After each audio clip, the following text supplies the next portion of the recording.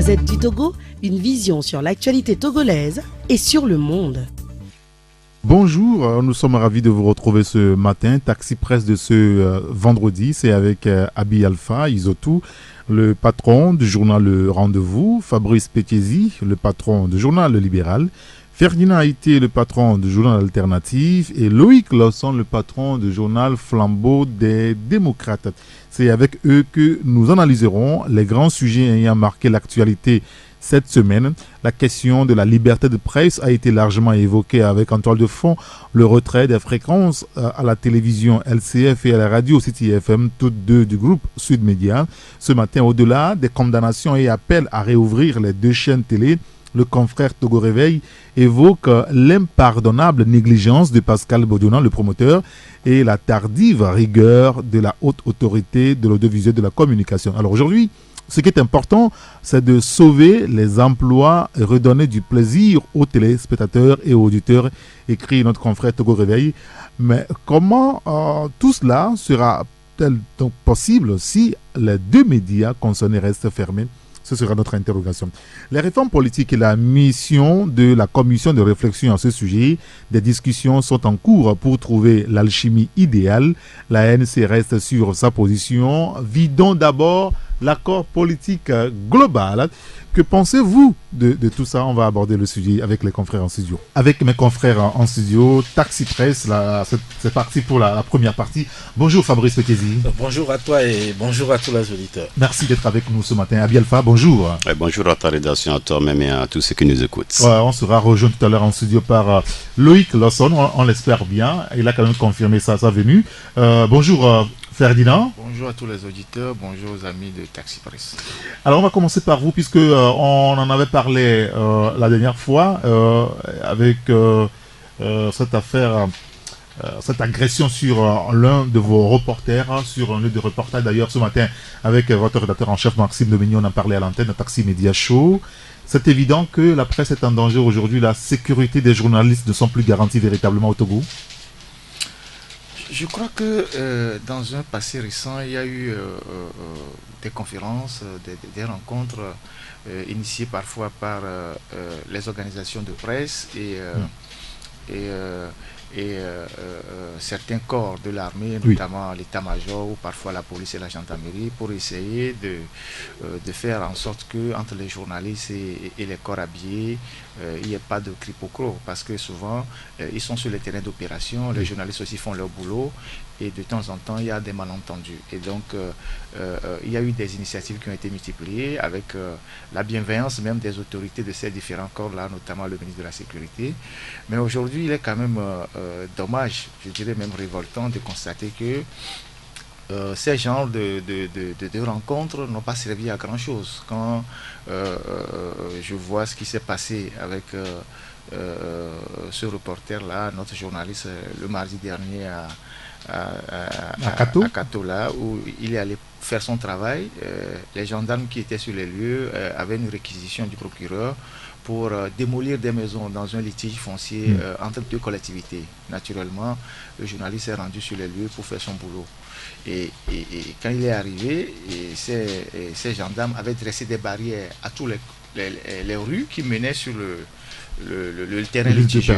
Et lui, il a garé sa moto, il s'est avancé vers eux. Son témoignage est dans le journal. Il s'est présenté à eux. Il était dans son gilet de journaliste. On lui demande sa carte. Et il retourne vers sa moto chercher sa carte. Et il discute avec celui qui conduit l'opération. Il lui demande s'il a un ordre de mission. C'est comme si pour aller couvrir un événement sur le terrain, vous avez besoin d'un ordre de mission. Un ordre de mission. Ouais.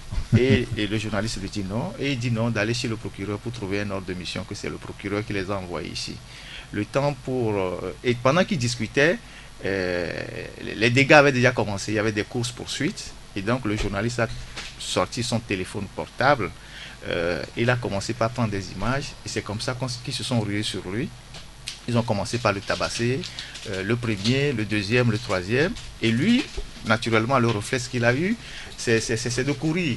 Et donc, ils le suivent et ils le récupèrent, ils le prennent par l'école et ils l'immobilisent. Et ils continuent de le frapper. Et après, ils lui mettent les menottes, les bras derrière. Et ils le jettent dans un coin. Et ils partent. continuer l'opération. Il dit tu restes là. Et pendant qu'il était menotté les bras derrière, de temps en temps, un d'entre eux, du nom de Ramadan, parce que je donne maintenant les noms, parce que nous avons fait les vérifications. La dernière fois, il n'y a pas de nom, beaucoup se plaignaient. Un gendarme du nom de Ramadan qui est à la brigade de Zanguera, qui était en renfort, venait régulièrement serrer les vis et serrer les menottes pour lui faire mal. Et il est resté comme ça menotté pendant plus d'1h30, et le temps que l'opération le finisse. Entre-temps, ils ont pris un jeune qu'ils ont menotté, qui sont venus aussi mettre à ses côtés. Et après, ils les ont embarqués tous à la brigade de Saguado. Entre-temps, le journaliste avait, parce qu'il était menotté depuis plus d'1h30, il avait senti le besoin d'uriner. Et le gendarme de lui dire non, mais il n'a qu'à uriner. Et il a forcé à uriner dans ses pantalons. Et donc, il y a eu une série de questions qui lui ont posées. Il dit oui, c'est qui le directeur de ton journal? Il dit oui, c'est Ferdinand. Il te dit, ah, lui là, on entend parler de lui. Si c'est qu'on l'avait trouvé lui-même, il devait comprendre que comme c'est toi qu'on a pris, tu vas servir de cobaye. Que quand vous êtes dans la masse, vous faites du bruit. Aujourd'hui, c'est toi seul qu'on a pris, tu vas payer pour les autres. Que journaliste, on s'en fout. Nous, on a reçu des ordres. Et voilà quoi. Et donc, il amène au commissariat. Ce sont des mots. Ah oui, c'est tout ça, c'est dans le témoignage. Oui. Et il amène au commissariat, à la brigade, toujours menotté. Et donc ça faisait plus de 2 heures qu'il avait les menottes. Et après, l'officier le sous-lieutenant qui a dirigé les opérations, après, on a eu son nom, c'est Issos Salaka, il est arrivé. Et pour lui remettre ses portables, parce qu'ils ont pris les portables et ils ont effacé les images de tout ce qu'il faisait. Et avant qu'ils ne fassent les images, quand ils ont pris le portable était codé. Ils sont venus lui demander de leur donner le code pour décoder le portable. Et il a refusé, ils l'ont forcé. Et comme il était menotté, il a donné le code. Et ils sont partis, ils ont enlevé les images. Et quand il est revenu à la brigade de Sagbado, le sous-lieutenant vient, il donne les portables au CB. Et il dit au CB, ils étaient, je crois, à 13h30. Il lui dit, vous le gardez menotté jusqu'à 14h. Et c'est après 14 heures que vous le libérez. Et donc, il est resté menotté comme ça jusqu'à 14 heures, donc plus de 2 heures de temps. Et c'est après 14 heures qu'on le libère. On prend son identité, ainsi que le jeune qu'ils ont appréhendé. Et puis, bon, après, on lui donne les portables, on dit de partir. Comme ça. Et donc, moi, quand l'incident s'est passé, pendant qu'il était toujours dans leurs mains, moi, j'ai appelé des amis, des confrères, pour que ceux qui ont des accès facilement aux autorités puissent intervenir. Et donc, eux, ils m'ont dit qu'ils ont appelé le ministre, mais il était en conseil des ministres, quelque chose comme ça. C'est son aide de camp qui a pris le téléphone, mais de me calmer que ça va se résoudre.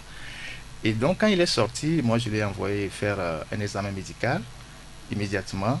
Il y a eu un certificat médical qui a été établi par un médecin que nous avons actuellement, qui a certifié tout ce qu'il a eu comme blessures, hématomes et tout, parce que nous allons réserver une suite judiciaire à cette affaire. Et puis après, je l'ai envoyé vers certaines organisations de droits de l'homme, Amnesty, ACAT, pour aller faire son témoignage. Et ensuite, des confrères... Est-ce qu'il a été frappé? Frappé, il a été frappé. Parce et que, tout le temps frappé avec les matraques. C'est qu'on ne lui a rien fait du tout. Oui, mais c'est ce qu'eux ils disent. Oui. Ouais, c'est ce qu'eux ils disent. C'est toujours comme ça. Quand on les prend en flagrant délit, ils disent qu'ils n'ont jamais rien fait. Est-ce que vous imaginez que tout ce que je raconte là sort comme ça de l'imagination? Suivez son témoignage, vous verrez comment est-ce qu'il a parlé, comment est-ce qu'ils ont entamé la discussion, comment ils l'ont frappé, comment est-ce qu'un journaliste, et puis je peux quand même certifier que c'est quand même l'un des journalistes qui n'a pas de problème avec personne, c'est un gars respectueux qui passe partout sans histoire. Et comment est-ce qu'il peut inventer le fait qu'on venait lui serrer les menottes régulièrement? Non, c'est comme ça ils font. À chaque fois qu'on les prend, ils essaient de dire non, on n'a jamais rien fait. Mais ça, ils iront le dire devant les juges. Parce que là, on ne peut pas accepter que des gens... moi, je pense que la gendarmerie, c'est un corps noble, comme la police, comme l'armée. Il y a des gens qui sont là-bas, qui font du bon boulot. C'est des gens que nous apprécions. Parce qu'après tout, c'est nos frères, c'est nos soeurs qui sont dans ces genres de corps. Et quand ils ont des problèmes, comme on les appelle la grande muette, eux aussi viennent dire leurs choses à la presse qui les aide. Mais on ne peut pas accepter que des institutions comme ça, l'image des institutions comme ça, soit ternie par des brebis galeuses qui se comportent comme des sauvages. Oui. Et c'est ça qui est important aujourd'hui. Et il faut que ces gens-là, leur hiérarchie, arrête de les couvrir. Vous avez vu en France des policiers qui se sont permis de frapper ce jeune homme-là, ils sont tous mis en examen. Il faut qu'à un moment donné, les gens arrêtent de faire ce genre de choses. Et donc, il est allé à la justice, chez le procureur, pour déposer sa plainte. il a rédigé la plainte et on lui a dit non que le dossier est très sensible. C'est ce qu'on lui a dit au tribunal. Oui, pour que ces genres de choses, il faut qu'il voie lui-même directement le procureur. Donc le parquet, le secrétariat du parquet n'a pas enrôlé le dossier. Mais ils ont eu la plainte, mais ils n'ont pas enrôlé. Ils ont dit de revenir ce matin. Donc ce matin, il est retourné pour voir le procureur. Comme ils disent que c'est un dossier sensible, il n'y a que le procureur qui puisse décider. Moi, j'attends de voir si le procureur va rejeter la plainte d'un citoyen ou va l'accepter. Et après ça, bon, on verra ce qu'on pourra dire. Mais avant que les autres ne prennent la parole, je voudrais quand même remercier tous les amis, les organisations de presse, CONAP, UGIT, OTM, PPT, les organisations de droits de l'homme, tous ceux qui nous ont appelés pour savoir ce qui s'est vraiment passé, qui ont sorti des déclarations pour condamner ces genres d'actes. Parce que ces genres de choses, nous devons faire en sorte que ça ne se répète pas. Même si ce n'est pas un journaliste, un simple citoyen, on ne doit pas le traiter de cette manière-là. Voilà. Fabrice, votre organisation aussi a sorti un communiqué pour condamner à peu près ce qui s'est fait là. Oui, c'est quand même inconcevable qu'en 2017 on continue encore pas à vivre de ces genres d'actes venant des forces de sécurité qui sont censées protéger les citoyens, parce qu'en réalité, comme l'a dit Ferdinand, il y a eu beaucoup d'efforts qui ont été faits par le passé pour qu'on n'en arrive plus à ce genre de situation, des séminaires par ici, des sensibilisations des forces de l'ordre également. Mais malheureusement, on se rend compte qu'il y a toujours des poches de résistance, des gens qui se comportent comme si ils ne sont pas sur cette planète. Ou bien c'est quand ils sont sur des terrains d'opération qu'ils deviennent comme ça, brusquement. Non, ce qui s'est passé dans ce cas précis est un peu particulier. Généralement, parfois on a l'habitude, on dit bon, c'est une bavure, peut-être on balance un gaz lacrymogène et puis bon, ça vous touche. Ici, on sent tout simplement que la personne a été ciblée. Et il y a une volonté manifeste. Il y a une volonté manifeste d'infliger des sévices à un individu appartenant à un corps de métier, notamment un journaliste. Je crois que c'est ce qui est dangereux. Parce qu'on a l'impression comme si la question était j'étais un menuisier ou autre, ils ne seraient pas allés jusqu'à là où ils sont allés. Donc c'est ça qui est dommage. Que les journalistes n'ont jamais rien fait aux forces de sécurité. Chacun fait son travail. Il peut arriver sur le terrain qu'on s'égratigne, mais en arriver là et infliger de ces services-là à un individu tout simplement parce qu'il est journaliste et il est venu faire son travail. Je crois que au-delà des plaintes qui vont être portées, il faudrait que des disciplines ou du moins des sanctions disciplinaires soient prises par la...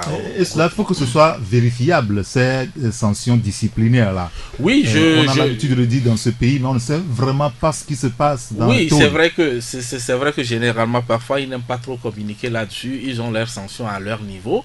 Mais bon, je crois qu'aujourd'hui, on est dans un monde où on peut aller se prendre là où on veut, au-delà des sanctions disciplinaires que ces individus-là, ou du moins ces agents-là auront au niveau de leur unité. Il faudra également que la justice fasse son travail. Et je sais très bien qu'il y a eu des cas comme ça par le passé et le ministre Yark a toujours collaboré d'une manière positive.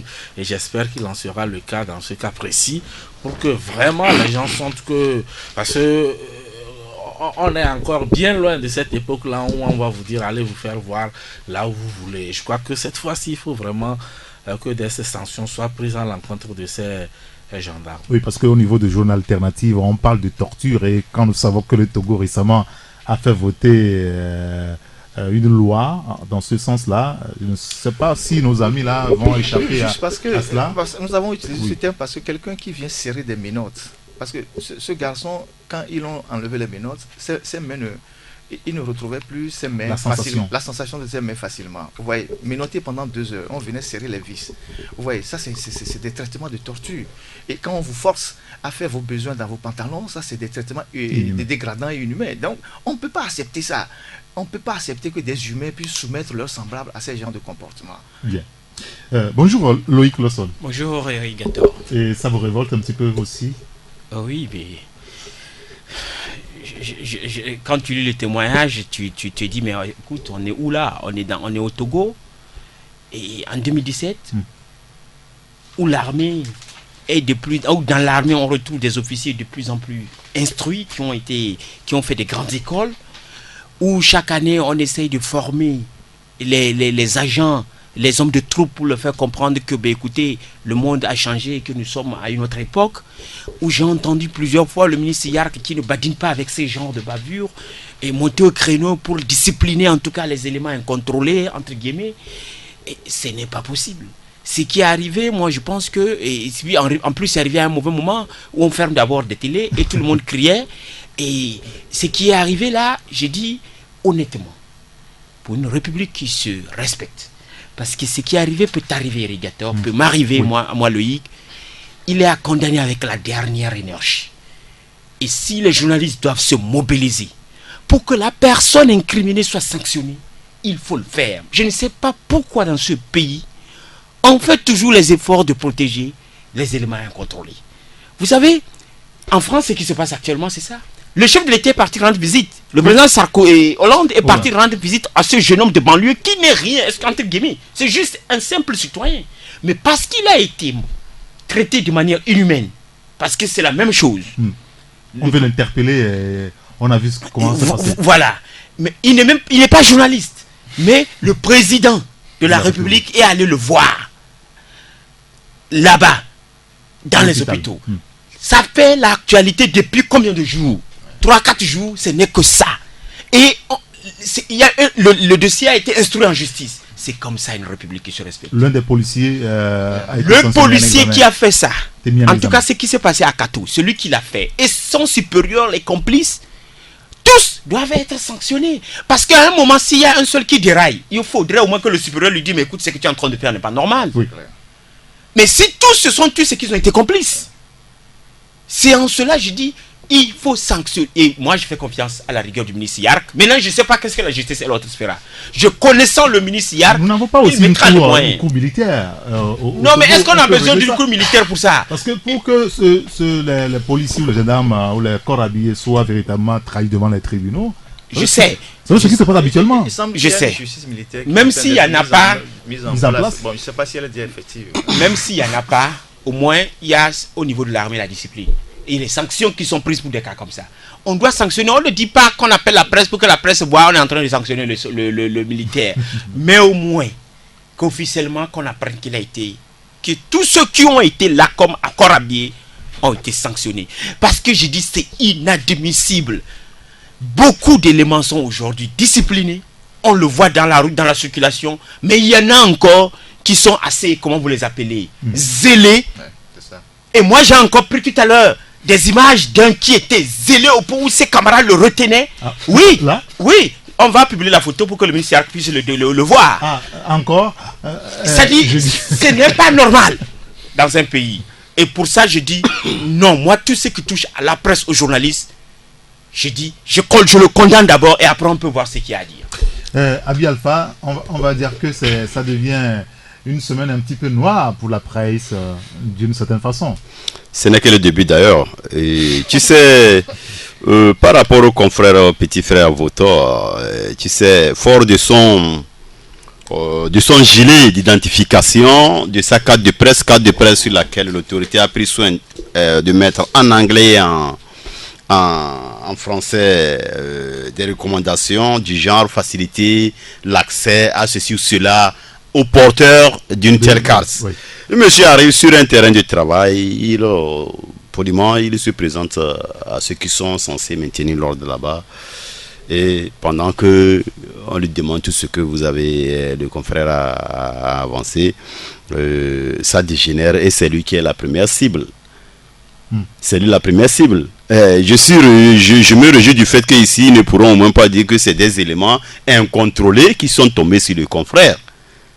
Ici, c'est allé, c'est-à-dire de la mise en main sur lui, c'est jusqu'à son transport sur les lieux et ses interrogations, ça montre clairement que la hiérarchie, du moins c'est les responsables qui contrôlaient cette histoire-là, étaient là, c'est avec leur accord. On ne peut pas demain nous dire que c'est un élément incontrôlé, que les dispositions sont prises. Je crois que si l'autorité pense que le militaire est fait il a été formaté dans un environnement de sorte que il ne pourra le laisser. Le Togo est en voie de démocratisation. Oui. Il y a la démocratie.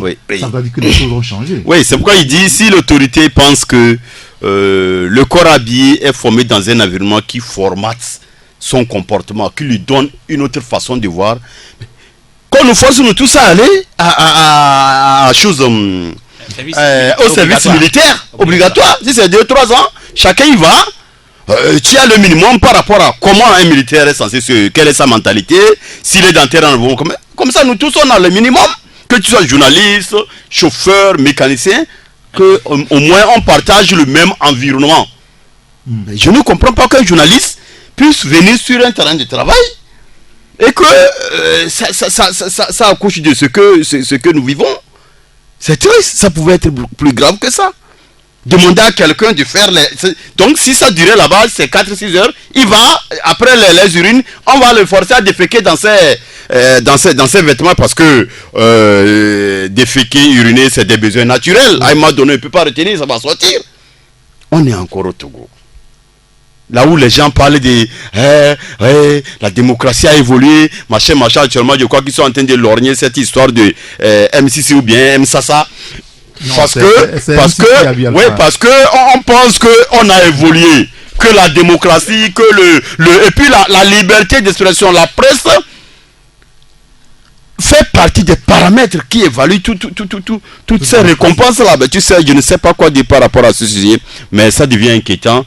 Je ne pense pas que ça va aller loin quand même. Ce que moi je voulais dire pour peut-être aller sur notre sujet, c'est que nous les journalistes, on est là pour tout le monde. On est là pour ceux qui sont forts, on est là pour ceux qui sont faibles. Et nous, c'est comme nous sommes impus, tout le monde vient vers nous. Quand les gens ont des problèmes, ils sont tout le temps chez nous.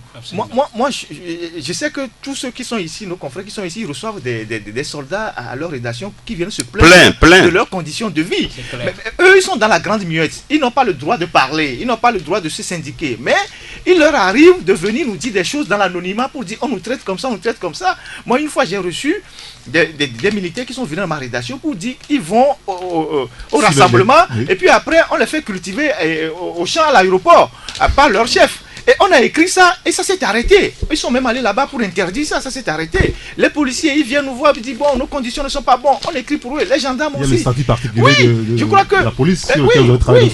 Je crois que nous faisons tous un travail complémentaire. Et si nous aussi on a des problèmes, on les appelle.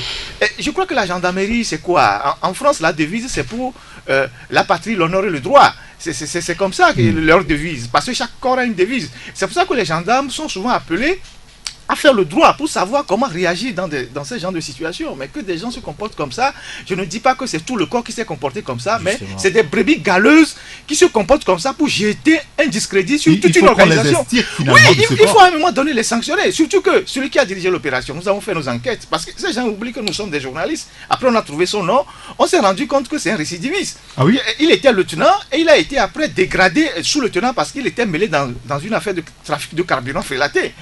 Donc, voilà des gens comme ça qui sont dans l'armée. Et on ne peut pas continuer de laisser des types comme ça se comporter comme... Parce qu'on a un fusil et un treillis, donc on peut disposer de la vie des gens comme on veut. Moi, je pense que il y a des efforts qui se font. Il faut que les supérieurs aient la main lourde pour ces gens de dérapage, pour que d'autres ne soient pas tentés de se comporter comme ça. Est-ce que ce débat ne repose pas aussi la question de ceux qui vont dans l'armée, ceux qui sont recrutés dans la police et la gendarmerie aujourd'hui? Oui, c'est pour cela il faut faire attention à ne pas mettre tout le monde dans le même panier, parce qu'en réalité, on a eu de ces genres de situations par le passé. C'était récurrent parce qu'il y avait des moments où les militaires aussi descendaient dans la rue. Oui. Et généralement, ça c'est les militaires, c'est au niveau des militaires, les soldats formés dans les camps qui sont généralement qui posent de ces actes-là de façon régulière.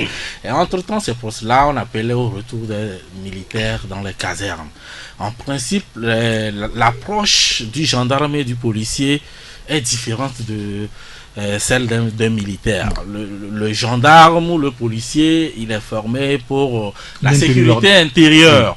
Et la brutalité à leur niveau doit être pratiquement au degré zéro parce que généralement, et aujourd'hui, moi à plusieurs reprises j'ai dit que ça a évolué parce qu'aujourd'hui vous allez voir des gendarmes ou des policiers qui vous approchent si vous avez commis une infraction, ils vous expliquent, ils vous disent voilà, vous avez avec fait politesse. avec politesse et courtoisie, voilà, vous avez fait ci, cela, et puis vous comprenez, et bon, finalement la sanction tombe et tout cela, mais il y a pas du grabuge ou autre avec le citoyen. Mais bon, il faut aussi reconnaître que dans une classe, il y a toujours des cancres. Oui. Et Oui. là où je suis d'accord avec les confrères, c'est de passer également à l'étude, d'étudier un peu la psychologie de tous ces gens-là qu'on forme. Parce qu'il y a un concours qui se prépare là pour encore recruter des gens dans l'armée. Oui, parce qu'il y a des gens, même au sein de nos rédactions.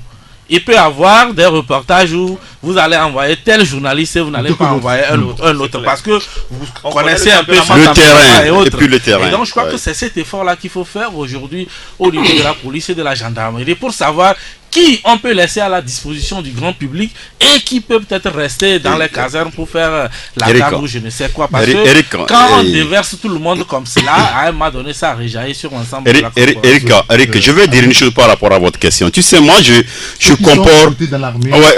Ouais, c'est très pertinent comme question. J'ai toujours apporté deux corps de métier. Je vais parler dans un contexte un peu national général. On sait que les salaires du Togolais, la condition de vie, notre environnement, parfois ça met les gens sous stress, ça fait que parfois vous pensez que vos problèmes, c'est l'autre qui en est l'origine. Donc, moi je dis souvent que si c'est un peu comme ça par mois avec certains éléments, qui sachent que non, moi je rapproche trois corps de métier.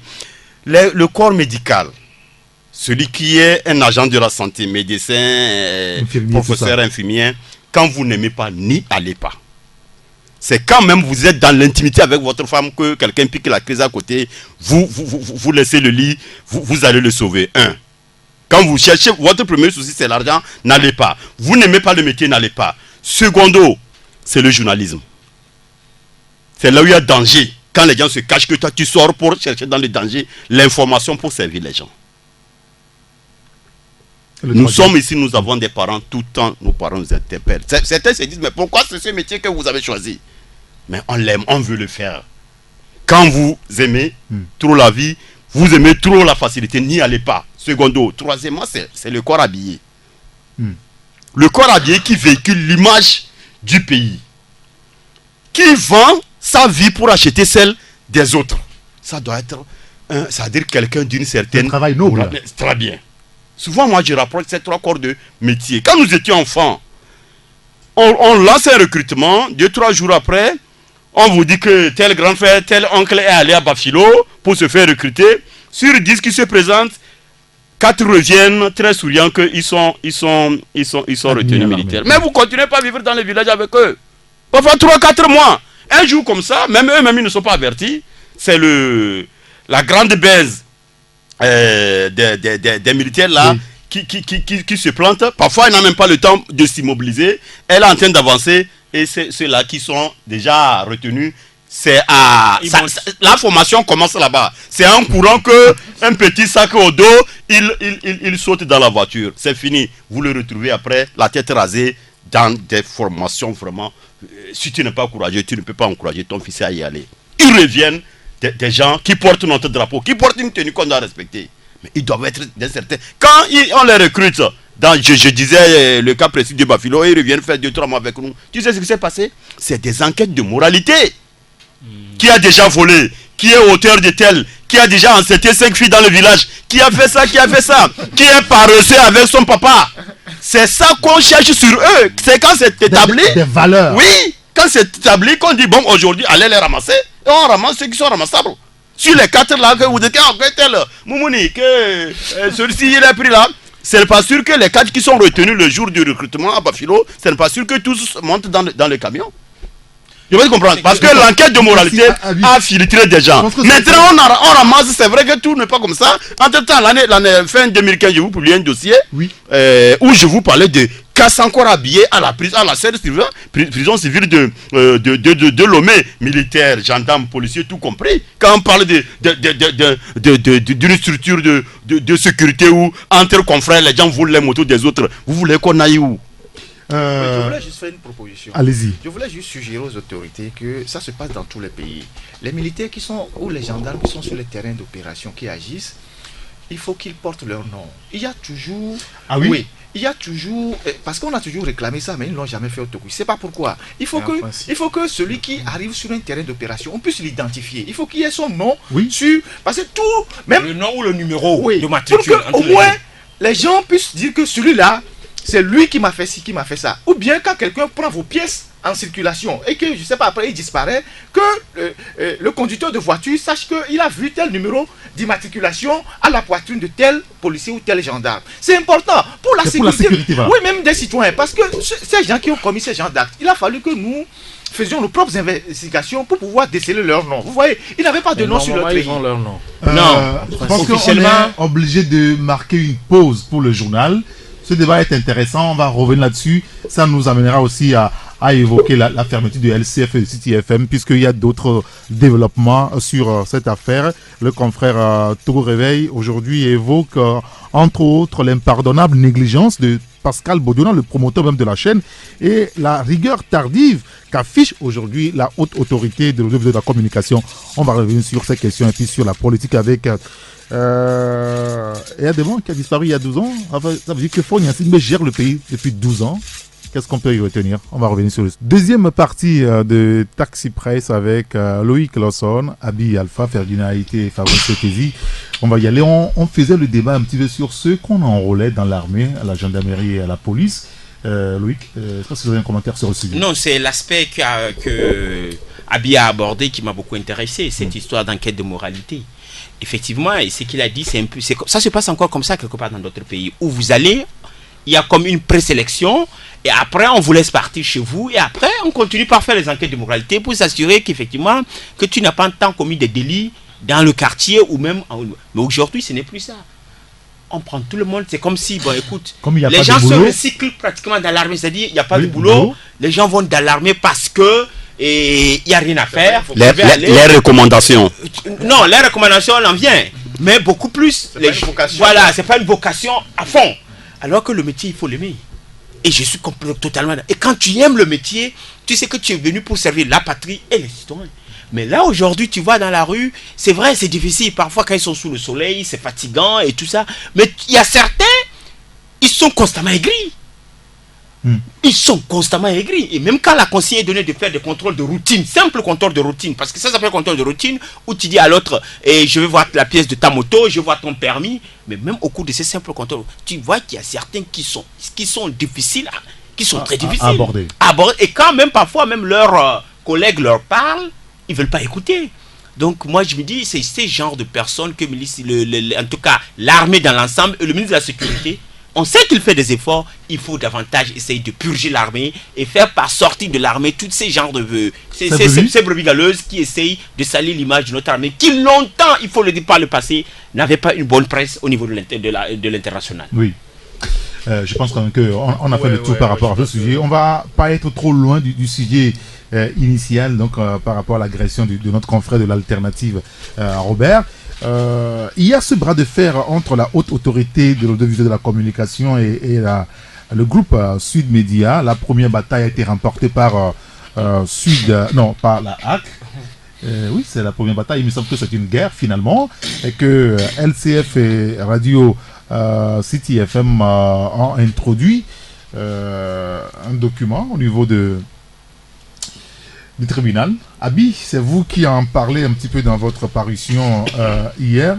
On va dire, vous l'écrivez, ils ont saisi la chambre administrative de la Cour suprême, je veux dire. Oui, je crois que nous avons publié la lettre par laquelle le groupe Sud Média s'est adressé et a saisi la chambre administrative de la Cour suprême. Je crois que c'est un long feuilleton qui a commencé, et je dirais même qu'il ne fait que commencer.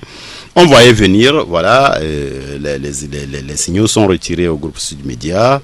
C'est ça qui occupe actuellement l'actualité. Et je ne sais pas, par rapport à l'image de notre pays, par rapport à ce qu'on a déjà comme acquis vis-à-vis des différents fondamentaux de la démocratie. Je ne sais pas quel bilan les gens en font. Et vraiment, c'est un peu triste parce que je me dis par rapport à ce sujet, je le dirai jamais assez. Je fais partie, je suis même en train de faire actuellement un dossier où je me dis que certains membres de certaines institutions sont mal lotis. Quand on accuse un député de tout, il ne vient pas chez lui, il ne fait pas tant, il ne fait pas ti. Et au même moment, on se rend compte que difficilement, quand la personne finit sa mandature, difficilement il joint les deux bouts. C'est un exemple. Alors qu'à côté, dans les pays comme la Côte d'Ivoire, même un député en fin de mandature a quelque chose qu'il prend avec l'État. Donc beaucoup de choses restent à faire. Je fais partie de ceux qui pensent que nos institutions doivent être revues pour que quand même ceux qui la composent, quand on les voit, on voit l'image, le sceau de l'État. Mais quand on voit les comportements des individus dans certaines institutions, ça fait froid au dos. Je crois que les confrères vont beaucoup abonder sur le sujet. En tout cas, si demain la RTP nous démontre que ce que actuellement le groupe Sud Média brandit comme document, pièce administrative justifiant son existence légale est du faux et de l'usage du faux, on va ouvrir notre débat. Mais jusqu'à preuve du contraire, ce groupe-là est légalement installé. Donc, moi, je ne sais pas jusqu'où les gens veulent aller. Ce n'est qu'un début. On va voir.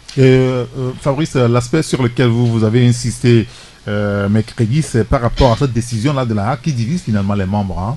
Enfin, il y en a qui ne sont pas d'accord et l'ont signifié clairement. Oui, c'est une première.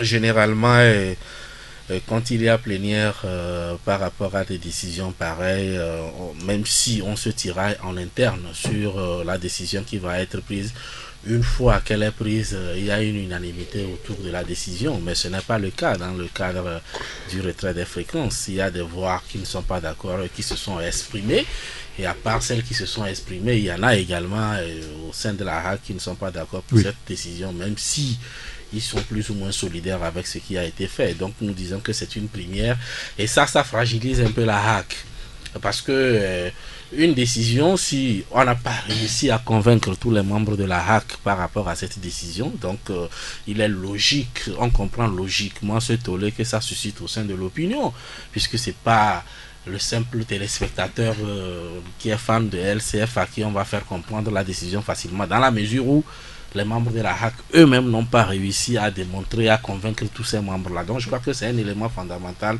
que nous avons voulu relever.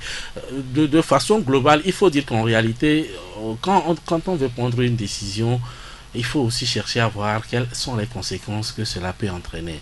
Et je crois que je l'ai toujours dit, dans le cadre précis du retrait des fréquences, je crois qu'on aurait pu éviter cela, parce que ce qu'on a aujourd'hui, on aurait pu éviter cela.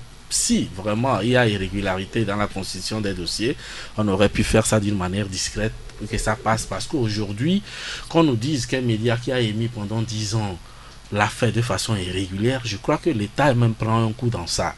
Ah oui? Oui, ce n'est pas un petit bar que j'ai créé dans un coin de quartier où je ne paie pas les impôts, on ne me voit pas, où j'officie clandestinement. Non, c'est un média, ça voudrait dire qui était même sur satellite. Et donc cela voudrait dire que... Et dont les journalistes couvraient à la présidence de la République. Bien évidemment, à permanence. Ils étaient de permanence à la présidence et tout cela. Donc ça voudrait dire que... L'État finançait aussi, oui, donc ça voudrait dire... l'aide de la presse. Oui, ça voudrait dire qu'à un niveau donné, si vraiment il y a irrégularité, ça voudrait dire que l'État a été défaillant. Et complice. Et complice, oui. C'est vous qui avez... Bon, on peut... C'est difficile d'imaginer. On a eu des radios pirates, Radio Liberté dans les années 90 et tout cela. Eux, on ne savait pas exactement où est-ce qu'ils sont. Où est-ce qu'ils sont. Ça, c'est une radio pirate. Mais bon, LCF, tout le monde sait où se trouve LCF. On connaît les journalistes qui reçoivent même des autorités là-bas. Et c'est après 10 ans, vous informez l'opinion qu'il y avait irrégularité. Mais c'est grave. C'est grave pour un État. C'est pour cela, moi, je dis, la solution idéale, si vraiment il y a irrégularité, c'était de régulariser ça en clandestinement, comme il l'avait fait à l'ouverture d'immédiat si c'est ce qui avait été fait. Parce qu'aujourd'hui, sortir et brandir la décision que c'était pas irrégulier, ce n'est pas seulement, la faute n'est pas aux gens de LCF aujourd'hui, mais la faute est à tous ceux qui à cette époque-là étaient là et qui étaient censés attribuer. Et donc aujourd'hui, ça va être difficile de convaincre quelqu'un pour lui dire que un média a fait 10 ans et qu'aujourd'hui, c'est aujourd'hui qu'on trouve qu'il officiait dans l'illégalité. Oui, un peu quand on parcourt le rendez-vous d'hier, on se rend compte que Pascal Bodiona, qui est allé à la HAC avec l'argent pour payer, a remis l'argent à l'ancien président de la HAC, Philippe Evignon. C'est dans ses mains qu'on a remis l'argent et c'est lui qui se serait chargé du reste. Et quand tout cela, on apprend ces informations, on se pose beaucoup de questions. Mais là aussi, c'est une différence. Parce qu'en réalité, dans l'attribution des fréquences, la HAC ne prend pas l'argent. Non. Si tu as lu l'article, j'ai bien dit que à partir du moment où la RTP a étudié l'aspect technique du dossier, ils l'ont signifié, l'a signifié à la HAC comme quoi le dossier dont nous avons envoyé copie par rapport à la demande de tel promoteur, la zone dans laquelle il demande la fréquence est accordée, il peut trouver. Donc maintenant, nous avons une lettre où la RTP disait donc envoyez-le payer les factures, sans paiement de ces factures, il n'opère pas. C'est en ce moment la HAC a informé Bodiona qui pensait que c'est à la HAC qu'il faut payer. Il est venu pieds et mains avec son argent et il dit que non, c'est la HAC avait fait son travail, il dit que non, vous allez verser à la trésorerie de la RTP. Maintenant c'est en coulisses que en tant que petit frère, tu savais à l'époque Bodiona envoyait tout le monde mais mon frère, au-delà de la HAC qui est quand même un petit frère, moi je t'envoie me faire ça et c'est Philippe Pévillon qui est allé à la trésorerie des choses pour verser ça.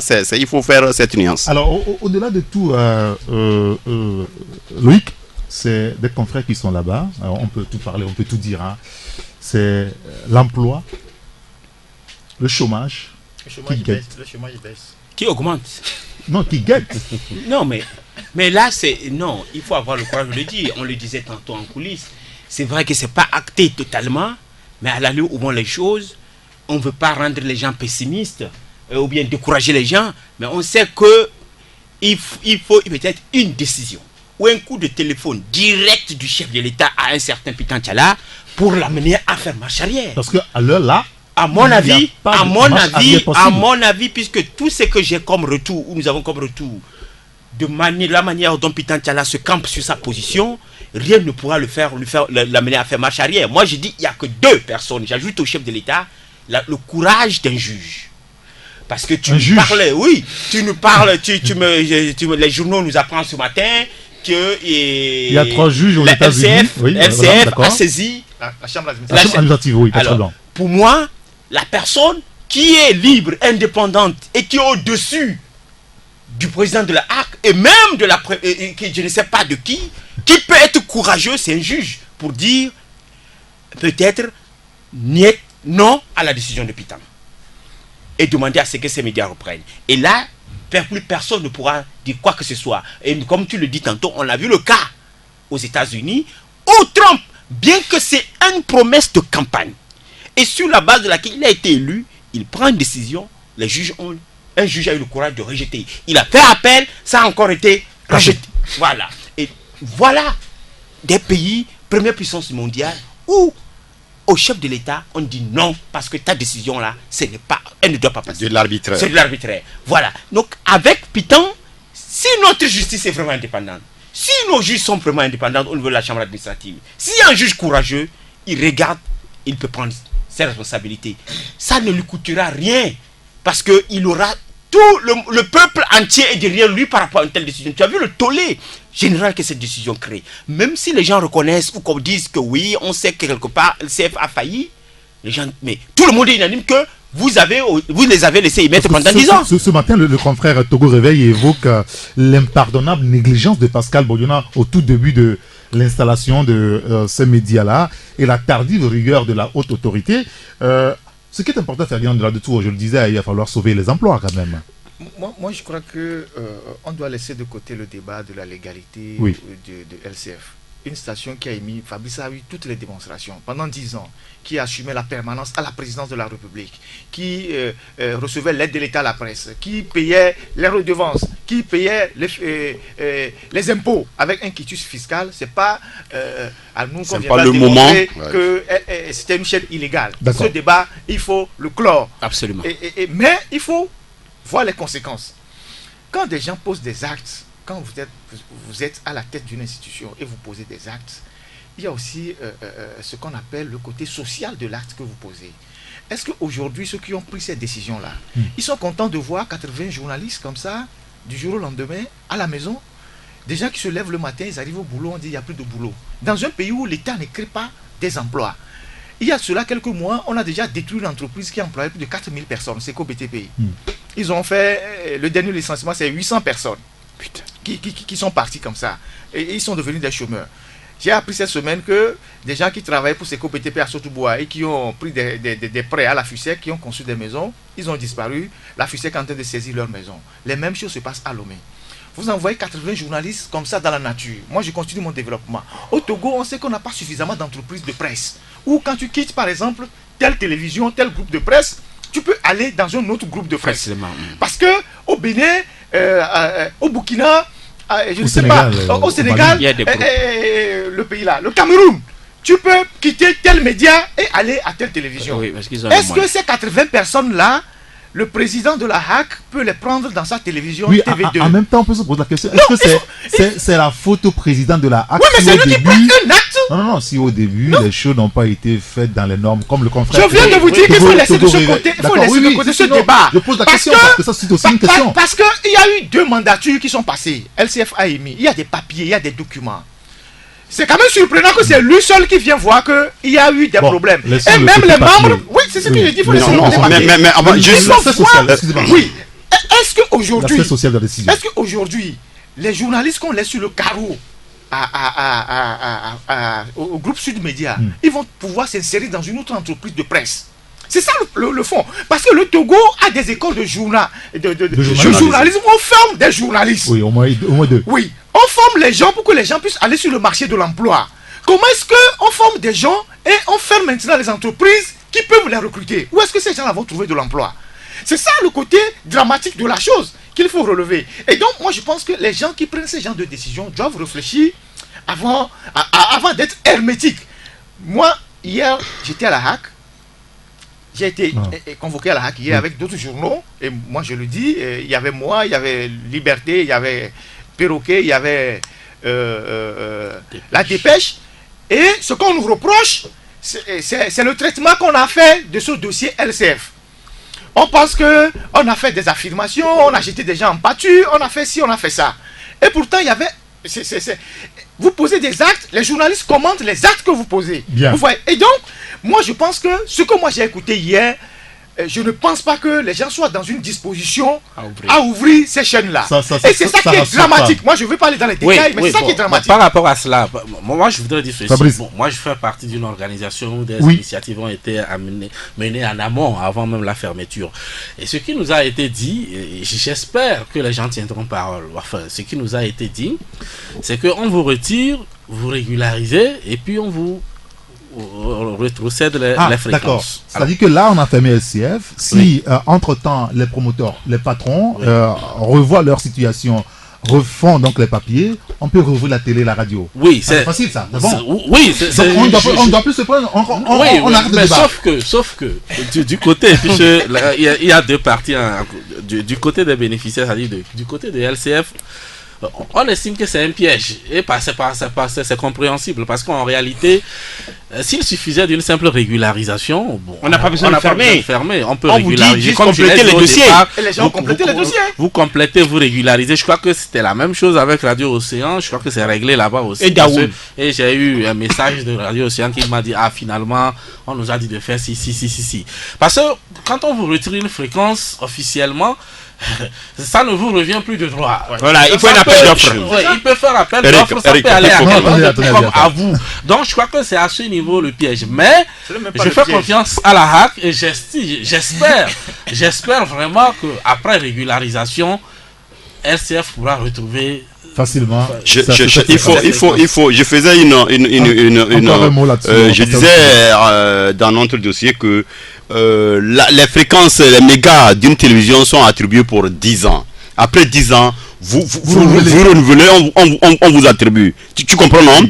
Les fréquences d'une radio, c'est pour 5 ans. Vous n'avez pas l'assurance qu'on vous renouvelle. C'est ça. Les fréquences d'une radio, c'est pour 5 ans. Le récépissé d'une presse écrite, c'est pour toute la vie. Donc, maintenant, ici, entre-temps... Si tu ne sors plus, ça tombe dans le domaine... Bien sûr. Après 3 mois, ça c'est clair. Ça c'est clair. Donc, en ce moment, c'est toi-même qui aurais voulu ça dire, mais par rapport à tout, c'est autre chose. Mais que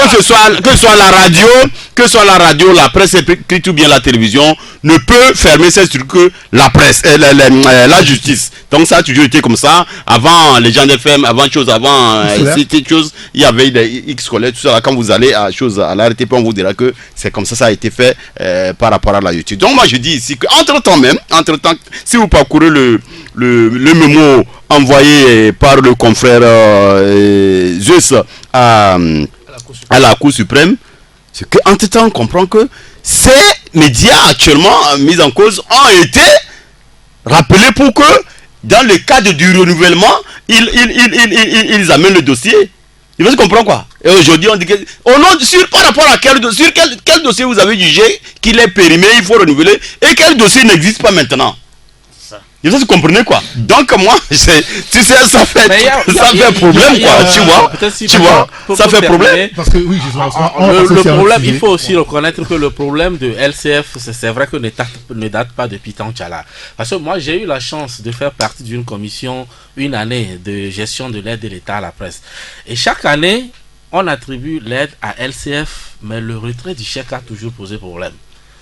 Oui, ça dit dans la répartition, l'année où moi j'y étais, il y a eu la répartition, l'aide a été attribuée à LCF, mais au moment de retirer le chèque, c'est en ce moment où on vous dit LCF a un problème particulier sans qu'on dise exactement c'est quoi le problème. Déjà. Oui, c'est pour cela, ça il faut le rappeler, ça ne date pas de Pitan Tchala. Le problème était là, mais je ne sais pas si les autres ne voulaient pas que la glace fonde dans leurs mains. Et bon, c'est maintenant qu'on... Sinon, on a toujours dit ça, que au moment où il faut remettre le chèque, on dit le cas de LCF a un problème. Lequel? Personne n'en parle. Personne n'en parle. Moi, je voulais juste manifester mon inquiétude par rapport à la manière dont les choses, la tournure que prennent les choses. Et nous, en tant que professionnels des médias, il y a lieu de s'inquiéter aujourd'hui des méthodes de la hack. Parce que, si j'ai bonne mémoire, c'est la première fois qu'en moins de 6 mois, ou je ne sais pas, 8 mois, cette institution se met à dos toute la corporation. Et les premiers partenaires de la hack, c'est les journalistes. Ce que la hack est appelée à faire, c'est de réguler les médias. Mais si la hack se met à dos les médias et qu'elle-même de l'intérieur est divisée, c'est qu'il y a un problème. Et donc, moi, je suis d'autant plus inquiet parce que quand vous écoutez les gens parler, des gens qui vous disent, qui gèrent des institutions, qui vous disent que moi, je suis prêt à l'affrontement, vous voulez l'affrontement, il y aura l'affrontement, je peux faire ça, je peux faire ci. Je crois qu'on va vers des jours un peu difficiles. Et moi, j'en appelle à la responsabilité de ceux qui ont la charge de ces institutions-là. Et il ne sert à rien de créer des terrains de conflit entre les journalistes et une institution dont la première mission est de protéger les journalistes. Et quand moi j'étais hier à la HAC, personne ne m'a demandé si ton journaliste a été frappé, s'il va bien ou il ne va pas bien. Bien. Monsieur, merci beaucoup sur ce sujet. On va aborder la question politique avec les réformes politiques. Vous savez qu'on a mis en place une commission qui réfléchit sur la manière dont il faut mettre en œuvre les réformes politiques, et une première rencontre cette semaine avec l'ANC, entre l'ANC donc et les membres de cette commission. On aura compris que Loïc, l'ANC reste toujours sur sa position initiale, à savoir réglons d'abord les problèmes contenus donc dans l'APG, on verra le reste. Est-ce que ça fait avancer le débat? Tu sais, c'est un peu difficile à dire. C'est parce que on est en train, avec cette histoire de réforme, on danse un peu le tango, un pas devant, un pas derrière, un pas devant, on n'avance pratiquement pas. Et chacun tient le bon bout, un bout qui permet à ce que les choses n'avancent pas. À mon avis, pouvoir comme opposition. Et surtout, quand je parle du pouvoir, je parle du parti au pouvoir. Et quand je parle de l'opposition, je préfère parler beaucoup plus de l'ANC parce que c'est le qui est en vue. Et le pouvoir, quand on amène le sujet des réformes, il a ses angles sur lesquels, quand il s'accroche, il sait que le débat va être crispé. et on ne va pas avancer. Et l'opposition aussi, à mon avis, c'est la même chose.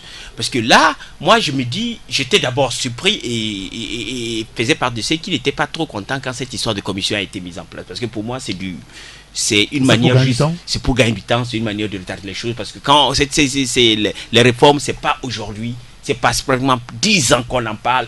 Et si on les veut de bonne foi, on peut les faire. Je fais partie de ceux qui pensent ça, honnêtement. Qu'une seule personne au Togo suffit pour demander à ces qui réforment, et les réformes auront lieu. Pour amener les Togo là où on veut. Mais au même moment, tu sens comme tu as l'impression parfois, quand tu suis les débats d'il y a quelques années, qu'au sein de l'opposition radicale, en l'occurrence de l'ANC, il y en a aussi qui ne veulent pas de réformes et qui préfèrent que le statu quo y demeure.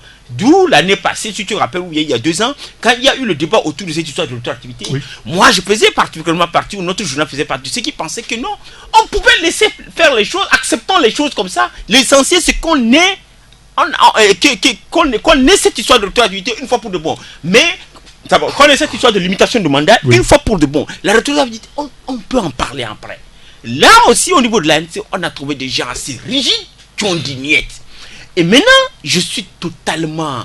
Je tombe de nuit quand j'entends, au niveau de l'opposition, toujours incarnée par l'ANC, dire, allez, appliquons la PG. Et quand tu remontes encore à l'histoire, rappelle-toi, c'est ce parti et ces mêmes personnes qui l'animent qui ont toujours dit que la PG, c'est n'importe quoi, ils n'en veulent pas. À l'époque, parce que le maestro, c'était Agboibo, c'était lui qui était à la primature, c'était son parti qui défendait les causes de l'APG, les Fabre et consorts, et disaient net que... Mais je me rappelle d'une phrase de Fabre sur Légende FM à l'époque, où il a traité l'APG pratiquement de torchon. Et aujourd'hui, c'est eux qui comprennent que l'APG c'est la Bible ou c'est le Coran, précieux, qu'il faut coûte que coûte essayer de suivre pour arriver à bon port. C'est ça tout le paradoxe des politiciens de la politique au Togo. Et quand tu vois tout ça, tu diras, on sortira de l'ornière quand? Les réformes, simples réformes, on va les faire quand?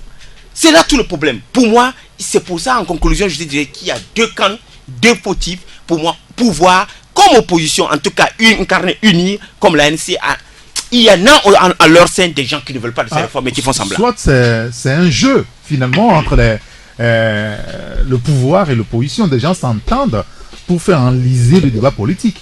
Et derrière, ceux qui en payent les prix forcément à vie, c'est les populations. Ouais, tu sais, moi, à l'inquiétude du confrère Loïc, moi, je pose une question. À un moment donné, ça n'avançait pas, la démocratie a pris du plomb dans l'aile, il y a eu des négociations sur négociations. Les gens se sont retrouvés autour d'une table, on a signé un document qu'on appelle APG. Le premier responsable qui est censé mettre en exécution le contenu de ce document, c'est l'État togolais. Si aujourd'hui, devant l'obligation de résultat, ça échoue, qui est jamais, c'est-à-dire de réforme, qui est le premier responsable? Ce n'est pas l'opposition, c'est ceux qui gèrent le pays. Oui, mais qu'est-ce que l'opposition elle a fait s'il vous plaît, pour s'il vous plaît, cela soit réel? S'il vous plaît, c'est ceux qui gèrent le pays. Si on supposait que dans le camp adverse, si moi je m'en vais signer un engagement avec Ferdinand, on veut dans l'engagement, on dit que c'est Abi qui est le premier responsable. On veut mettre en exécution en tout temps Fabrice qui nous fait chose. Alors que nous savons que nous avons l'obligation de résultat. Mais qu'on nous dise clairement, de façon, de montrer que, de l'autre côté, voici ce que tel a fait qui démontre qu'il a intérêt à ce que les réformes ne se fassent pas. Il ne faut pas qu'on entretienne le flou pour continuer par faire durer un problème qui n'existe pas. Moi, je pense que si Fourier Singbe et son groupe, qui sont signataires des engagements par rapport à... N'oubliez pas que ça a commencé, ça ne date pas d'aujourd'hui, ils savent quoi faire. Parce que, et puis, quand on va de commission en commission, j'ai toujours dit que le régime en place, c'est un régime qui ne résout pas les problèmes, mais qui les déplace. C'est une façon de continuer par déplacer les problèmes. Encore, il faut voir, on n'a pas fini de débattre par rapport, c'est-à-dire à ceux qui qui composent actuellement ces commissions. Par rapport à ce qu'ils sont. Je ne dis pas qu'ils ne sont pas des Togolais, mais vous savez de quoi je vais parler. Donc moi je pense que c'est un faux débat. Si on veut faire les réformes, les gens savent quoi faire. L'opposition n'est pas n'est pas la première à qui on doit jeter les pots de banane. Si elle a ses responsabilités, qu'on nous aide, nous aussi. Si nous avons des indices de ses responsabilités, on leur dira que ça là, vous avez mal agi, vous aurez dû faire ça, vous narguez la population. Mais pour le moment, les gens sont en train de zapper pour gagner du temps, quoi. Fabrice, sur ce sujet-là. Oui, mais je crois que vous avez bien résumé. La politique, c'est un jeu et les gens le jouent si bien. Et c'est pour ça que je m'aligne sur la position d'Oligue pour dire qu'en réalité, j'ai l'impression que les gens s'entendent pour nous mener en bateau. Ah, des deux côtés. Des deux côtés, des deux côtés. La situation arrange tout le monde. Parce que quand vous prenez aujourd'hui, quand on brandit l'APG, même dans cet APG-là, on dit que les réformes doivent être faites de façon consensuelle. Et donc, bon, même si le chef de l'État peut à lui seul faire beaucoup de choses, lui aussi peut se dissimuler derrière Absolument. Cette question-là pour dire, bon, s'il ne tenait qu'à moi, voilà. Et on met sur pied une commission qui est décriée, les membres sont décriés, et puis bon, on vous rencontre, vous y allez, et vous dites, bon, voilà, c'est l'APG ou rien. Ça, c'est une vraie pièce de théâtre. Oui, c'est-à-dire que ça ne fait que, actuellement, je suis sûr que les gens du pouvoir, ils sont en liesse. Ils sont en liesse, ils ont ce qu'ils voulaient. Oui. Parce qu'à un moment donné, quand quelqu'un fait semblant de mourir, il faut l'enterrer. Faire semblant de l'enterrer, mais c'est ce qu'on ne voit pas du côté de l'opposition. Parce que quand vous voyez la réaction de l'ANC, logiquement, à l'avenir, on est en train de voir un blocage. C'est clair. Et on va évoluer comme cela. À un moment donné, ils vont commencer par se jeter le tort. C'est elle qui n'a pas la volonté et tout cela et autres. En conclusion,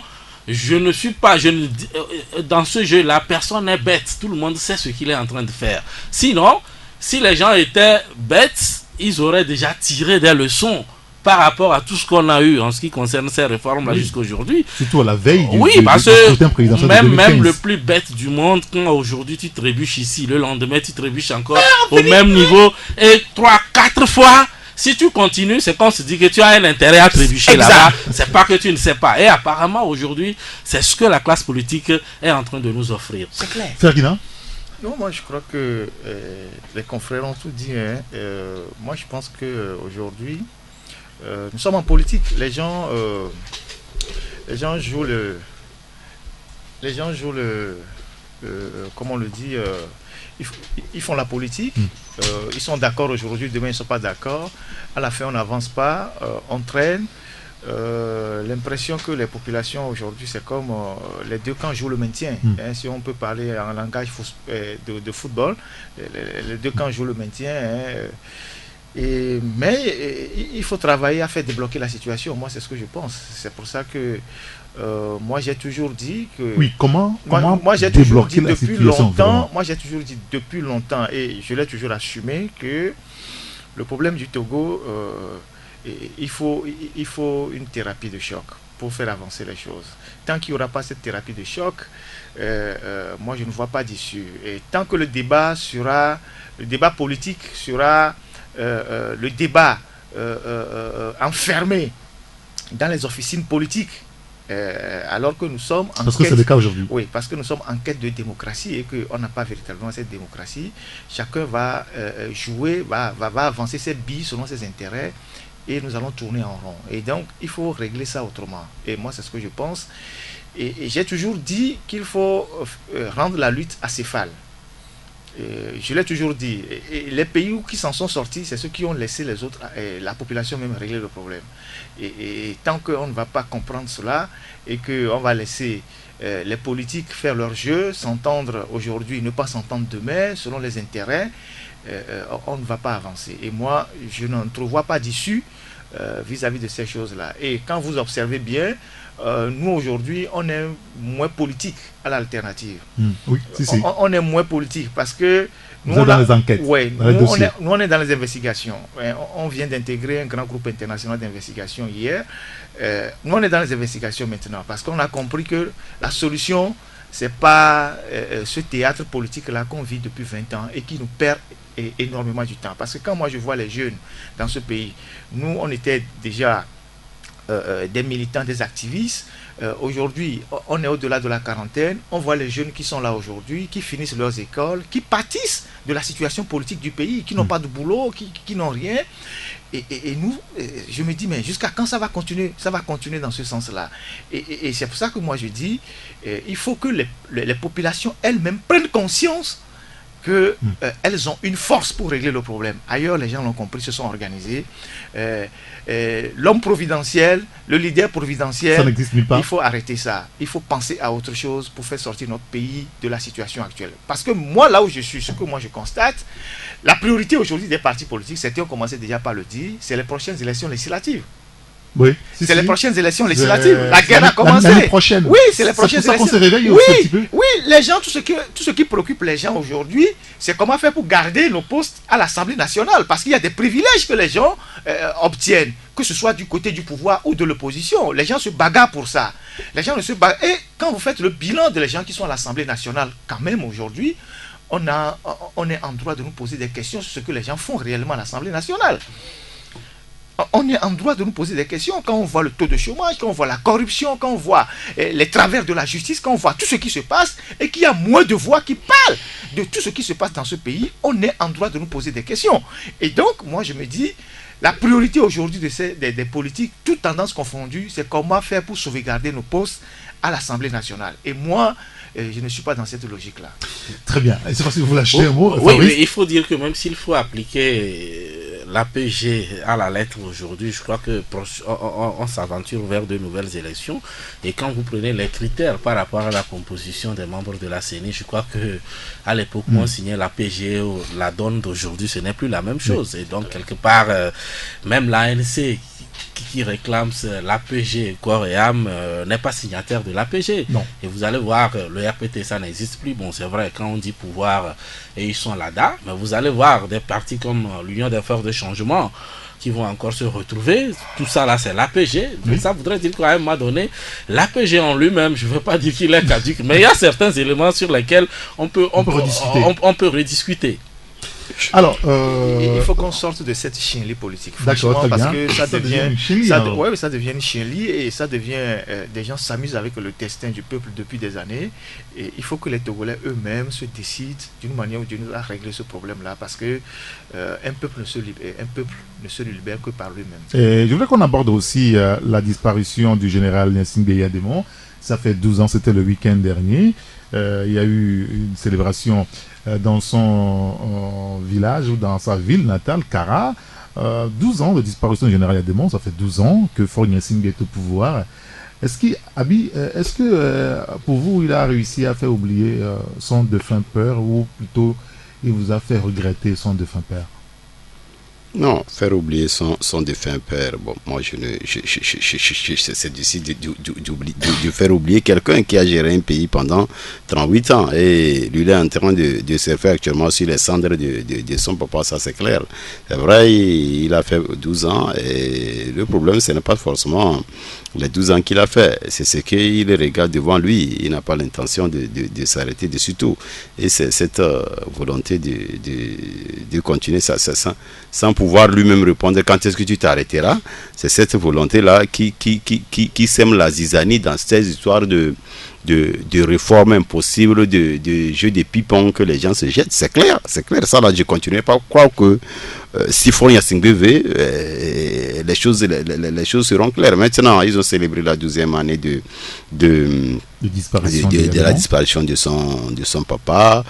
Et bon, maintenant, depuis que le papa n'y est plus et que le fils a déjà fait 12 ans, nous ne cesserons jamais de dire que c'était une incongruité monstre, que dans une démocratie, un fils remplace son père, même si on ne veut pas, on veut nous faire croire que c'est une alternance. Donc, ils sont allés au nord. Qui l'ont choisi. Ils sont, bon, ça, je mets ça toujours entre griffes, tu sais mieux que moi. Donc, actuellement, par rapport à ce qu'on a et ce qu'il y avait, l'héritage que son papa laissait, nous avons toujours publié beaucoup de choses, que ce soit en notre rédaction mais dans d'autres. Quand vous lisez, on a régressé, ça c'est clair, on a régressé. Ce monsieur-là qui n'est plus là, on a tout dit de lui, c'est un analphabète, c'est un militaire, c'est un machin, c'est vrai. Comme il se savait limiter plus ou moins, il savait aussi se faire entourer. Il y avait certaines bêtises, certains écarts qui n'étaient pas possible, exactement, qui n'était pas possible. J'ai dit toujours, par exemple, si on va dans et puis c'est là où c'est plus criard, c'est par rapport à l'aspect économique. je vous ai toujours démontré ici comment, au temps des Adéma, c'est grâce aux recettes de la douane que il a pu résister à son isolement vis-à-vis de la coopération européenne et autres. Ce que vous savez, à l'époque, le mois où la douane fait 40 milliards comme entrée, Adéma n'est pas content parce que ce n'est pas assez rentré. Et qu'aujourd'hui, on dit qu'il y a des mois où difficilement les gens glanent autour de 10-12 milliards comme recette douanière, ça fait problème. Donc, ce n'est qu'un aspect. Et puis, la SNPT, que Adéma a appelé poumon de l'économie. Le port, poumon de l'économie. Voilà pour à la lecture de ce monsieur, les deux poumons qui faisaient respirer son économie. Aujourd'hui, on te dira que pour le budget de 2017, la copie que moi j'ai, c'est dit clairement que le port ne pourra rien apporter comme recette au trésor public parce que ça ne marche pas. Et quand on dit que depuis 3 ans, la SNPT n'a jamais rien versé au trésor public parce que ça ne va pas. Alors là, c'est à vous de faire le bilan, ce n'est pas moi. Oui, Fabrice.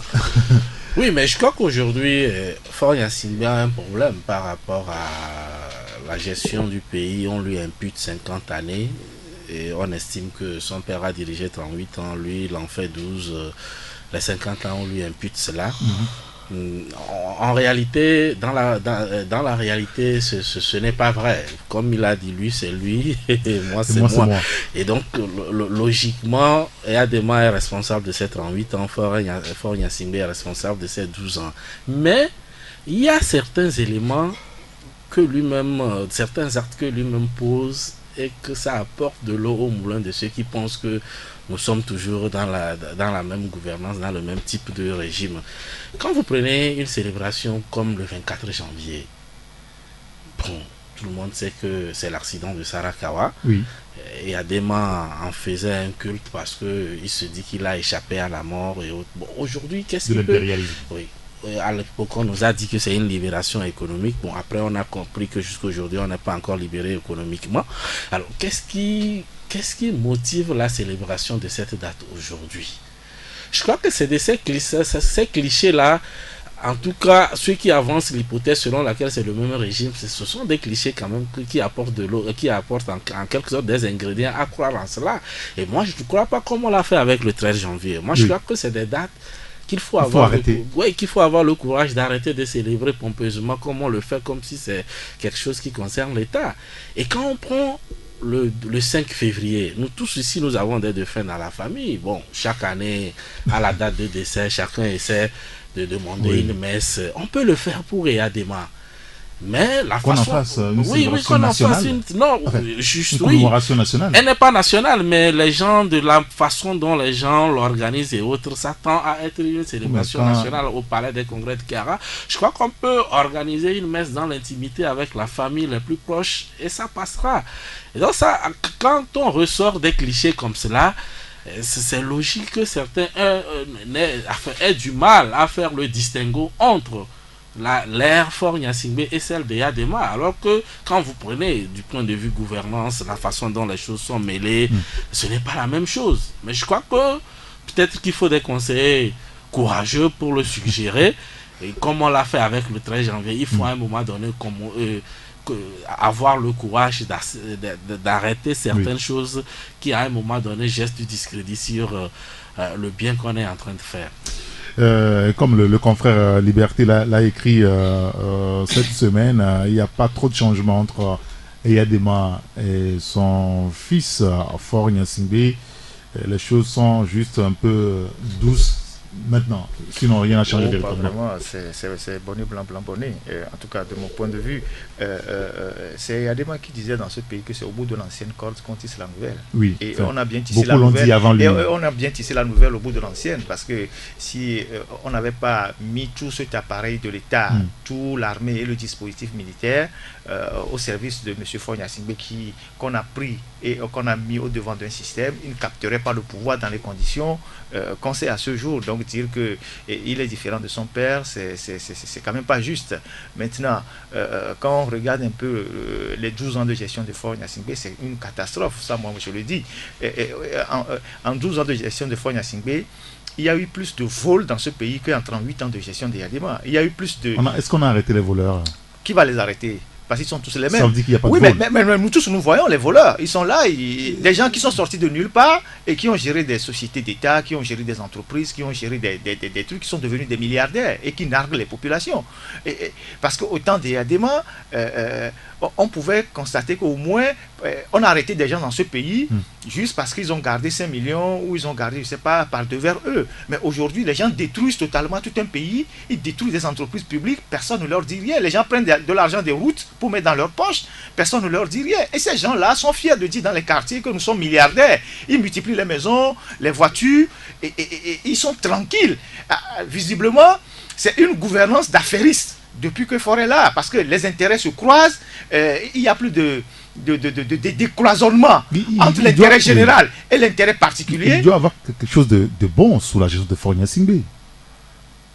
Moi, ce que moi je constate, c'est ce que moi je dis. Parce que derrière cette gestion plus ou moins force et soft là, on a quelqu'un qui porte des gants de velours.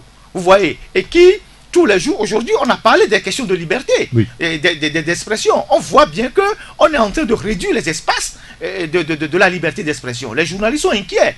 On a vu comment on a réduit aussi les espaces de liberté de manifestation. Et tout ça, ça se fait de façon très douce. C'est comme c'est comme une souris qui vient, qui vous pique un peu et qui vous met un peu de l'air sous les pieds. C'est comme ça que ça se passe. Et c'est un système pernicieux, sournois, mais dont l'objectif est toujours de garder le pouvoir. Et quand on refuse de faire les réformes, c'est la même chose. Et donc, aujourd'hui, sur le plan économique, vous avez vu comment le pays a été systématiquement détruit. Des gens qui sont sortis de nulle part. Même, on aurait même dû laisser certains minerais sans les exploiter, que les générations futures seraient contents. Aujourd'hui, on a tout dévasté. Et des gens ont mis l'argent dans leur poche, ont acheté des appartements un peu partout, et personne ne leur dit absolument rien. Sortez-moi les photos des appartements quand même. Mais on les sortira, mais t'inquiète. Mais t'inquiète, on les sortira. On a envie d'avoir les dossiers. Mais on fera les dossiers. On le fait toujours, mais faire un dossier, il faut des moyens, il faut de l'argent. On fait les dossiers. Monsieur, merci beaucoup. On fait 6 secondes de s'arrêter là. Merci à Abi Alpha. Abi Alpha, qui est le patron du journal Le Rendez-vous. Fabrice Pékézi, le patron du journal Le Libéral. Loïc Lawson, qui est parti entre-temps, le patron du journal Le Flambeau des démocrates, et Ferdinand Haïtine du journal Alternative. Messieurs, merci beaucoup. Je vous souhaite de passer un excellent week-end. Merci à Dia Prosper qui est sur la réalisation. Appelez-moi Eric Gatton. On se retrouve lundi pour une nouvelle aventure sur la radio. D'ici là, portez-vous bien. Au revoir. La Gazette du Togo, une vision sur l'actualité togolaise et sur le monde. Rejoignez-nous sur le www.lagazettedutogo.com ou sur nos comptes Facebook, Twitter et YouTube. Pour tout contact, écrivez à contact@lagazettedutogo.com ou appelez le 92 80 88 53. La Gazette du Togo, c'est l'information en continu.